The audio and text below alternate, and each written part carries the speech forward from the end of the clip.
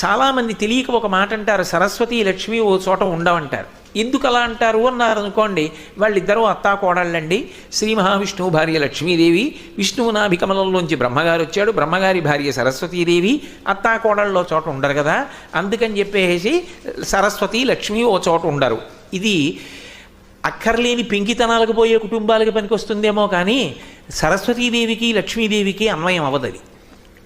అసలు సరస్వతి ఎక్కడుంటుందో లక్ష్మి అక్కడుంటుంది. విద్వాన్ సర్వత్ర పూజ్యతే.